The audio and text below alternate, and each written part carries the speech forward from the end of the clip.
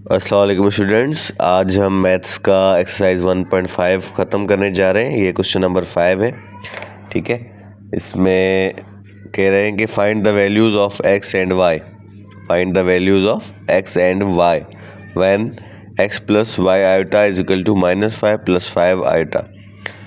इसके शुरू के जो 2 क्वेश्चन है वो बहुत ईजी है, चौथा भी ईजी है, तीसरा कुछ जो है वो कॉम्प्लेक्स है। इसमें करना ये है कि बताना है एक्स की वैल्यू क्या है और वाई की वैल्यू क्या है। ठीक है, सिंपल है, आ जाएं सॉल्व करते हैं। अब देखें, x plus y iota is equal to -5 + 5 iota. Iota वाले अलग करेंगे और बगैर आयोटा वाले अलग करेंगे, यानी रियल अलग करेंगे, इमेजनरी अलग करेंगे। तो एक्स जो है हमारा ये रियल है, इसके साथ आयोटा नहीं है, और यहाँ पर -5 वो रियल है। ठीक है, समझ में आ गया। एक्स रियल था और -5 रियल था। यहाँ पर वाई जो है हमारा वो उसके साथ आयोटा है, तो ये हमारा रियल नहीं है, और यहाँ पर 5 + 5 वाला जो है वो हमारा इमेजनरी है, रियल नहीं है। तो ये वाई हमने रखा और ये 5 आयोटा वाला हमने रखा, दोनों में जो आयोटा था वो हमने नहीं रखा। बस ये आपका आंसर हो गया। क्यों? क्योंकि हमने बताया कि एक्स की वैल्यू -5 है और y की वैल्यू 5 है। क्योंकि y जो है वो आयोटा वाला है, ये 5 भी आयोटा वाला है, तो इसकी वैल्यू ये हो गई और x की वैल्यू -5 हो गई। ये आपका आंसर हो गया। इधर आ जाए, इसमें क्या कह रहा है कि हमारा जो x² है उसकी वैल्यू क्या है। उसकी वैल्यू, ये तो आयोटा वाला है, ये भी आयोटा वाला है, इसको छोड़ दें। इसकी वैल्यू है 16/9। ठीक है, तो पहले इसको सॉल्व कर लेते हैं। अब इसका जो स्क्वायर है, ये स्क्वायर अगर हम ख़त्म करना है तो इसको भी हम जो है वो रखेंगे रेडिकल में, और इनको भी जो है हम वो रेडिकल में रखेंगे। तो इसका रेडिकल ख़त्म करने के लिए जो है हम इसका रेडिकल ख़त्म करने के लिए स्क्वायर को रेडिकल से कट कर देंगे, बच जाएगा x। इसका रेडिकल ख़त्म करने के लिए हम इसका स्क्वायर रूट निकालेंगे, तो 4 4 16 होता है ना, 4 4 16 होता है, तो यहाँ पर 4 आएगा। 3 3 9 होता है, तो यहाँ पर 3 आएगा। ये इसका x का आंसर हो गया। ठीक है, कैसे देखें, x² था, स्क्वायर को रेडिकल से ख़त्म कर लिया, और यहाँ वाले को रेडिकल को ख़त्म करने के लिए हमने इसका स्क्वायर रूट निकाला। तो 4 4 16 होता है, इसलिए हमने 4 रखा 16 की जगह। 3 3 9 होता है, इसलिए हमने 9 की जगह 3 रखा। ठीक है, अब यहाँ आ जाते हैं, इस तरफ हम जो है आयोटा को छोड़ के y² अगर रख रहे हैं, और इस तरफ इसका जो है 9/25 है, तो इसको भी हम इसी तरीके से रेडिकल से ख़त्म करेंगे। इसको भी रेडिकल में रखेंगे और इनको भी हम रेडिकल में रखेंगे। तो इसका स्क्वायर रेडिकल से ख़त्म हो जाएगा, बाकी बचेगा y, और यहाँ पर जो है हमारा 3 3 9 होता है और 5 5 25 होता है, तो वो रखेंगे बस। This is your answer. अच्छा, उसके बाद है हमारा इस दफ़ा जो है ना y के साथ आयोटा नहीं है, यानी y हमारा रियल है, रियल नंबर है। ठीक है, और x जो है वो इमेजनरी है, तो y हमारा जो है वो है अपना 121। y² जो है हमारा वो है 121। तो y को सॉल्व करने के लिए हम क्या करेंगे, रेडिकल में y² को रखेंगे और इसको भी हम रेडिकल में रखेंगे, तो स्क्वायर के साथ ख़त्म हो जाएगा। y इज इक्वल टू, और 11 11 121 होता है। स्क्वायर रूट हमने इसका निकाला, स्क्वायर रूट निकालने आता है ना। ठीक है, तो कैसे निकलता है देखिए, समझाता हूँ आपको। इस तरीके से 2 2 3 3 4 4 5 5 6 6, इस तरीके से जो आंसर आते हैं ना, वो हम रेडिकल को सॉल्व करने के लिए वो लिखते हैं। ठीक है, अच्छा, ये तो हो गया। उसके बाद है हमारा अपना x/3 is equal to -9/5। Iota हम दोनों का नहीं लिख रहे। अब मैं क्या करूँगा, 3 को ले जाऊँगा उस तरफ, तो x is equal to -9 multiply by 3, यहाँ डिवाइड में था, यहाँ मल्टीप्लाई में आ गया, यहाँ आ गया 5, तो x इज इक्वल टू 9 3 27/5। तो ये हो गया सॉल्व। ये सारे इजी थे, आसानी से हो गए। अब सबसे मुश्किल पार्ट आ गया है क्वेश्चन नंबर 4। पता नहीं क्यों इतना मुश्किल इन्होंने ये दिया है। सारे क्वेश्चंस जो है वो बिल्कुल अच्छे थे, ये इन्होंने बहुत ही ज़्यादा कॉम्प्लेक्स बना दिया है। और यही क्वेश्चन मैंने देखा कि पेपर में दिया हुआ था।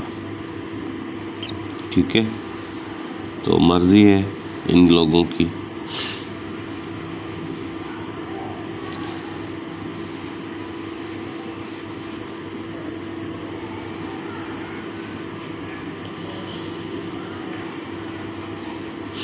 इसको भी हम 2 पार्ट्स में सॉल्व करेंगे। ठीक है,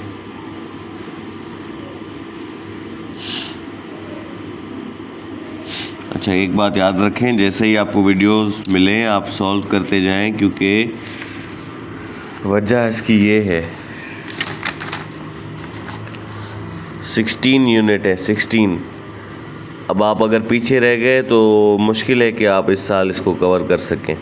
ठीक है, तो नहीं हो पाएगा। 16 यूनिट है और मैं भी इसको नहीं कर पाऊँगा अगर आप लोग सॉल्व नहीं करते जाएंगे, स्लो हो जाएंगे तो नहीं हो सकता फिर।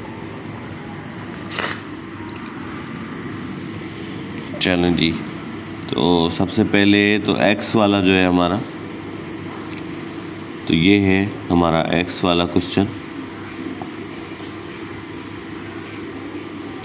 5/3। ठीक है, और वहाँ से हमारा आएगा ये 6 3/2, ये आपका x है। ठीक है, ठीक है, ये हमारा x वाला पार्ट है, इसको x दे दें आप। अब हम क्या करेंगे, ये वाला जो 3 है ये इधर डिवाइड में, उधर ले जाएंगे मल्टीप्लाई में। ठीक है, तो ये हमारा इधर 5x बचेगा। सही है, ये जो 3 है उधर ले जाएंगे मल्टीप्लाई में, यानी 3 मल्टीप्लाई बाय, बाकी सारा ये सेम लिख दे, सिर्फ हम ये 3 उठा के वहाँ ले आए। ठीक है, तो कितना हो जाएगा हमारा, ये सेम आ जाएगा और 3 6 18 हो गया। ठीक है, और ये हो गया हमारा सेम इस तरीके से। ठीक है, अब हम क्या करेंगे कि अपना ये जो 5 इधर मल्टीप्लाई में, इन दोनों का ये नीचे आके इसके साथ मल्टीप्लाई में ले आएंगे। ठीक है, दोनों रेडिकल को, ये नीचे हमारा रेडिकल था क्या, हाँ ये रेडिकल में है ना हमारा, ये देखें इधर इसका रेडिकल है, ये इसका रेडिकल है, ये रेडिकल है।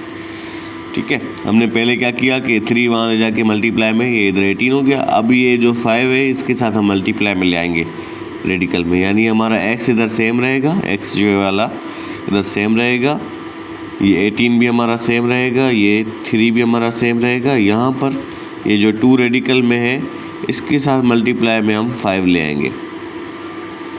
ठीक है, तो हमारा जवाब आ जाएगा ये 18 सेम, ये 3 सेम, तो रेडिकल 2 मल्टीप्लाई बाय रेडिकल 5 हो जाएगा रेडिकल 10।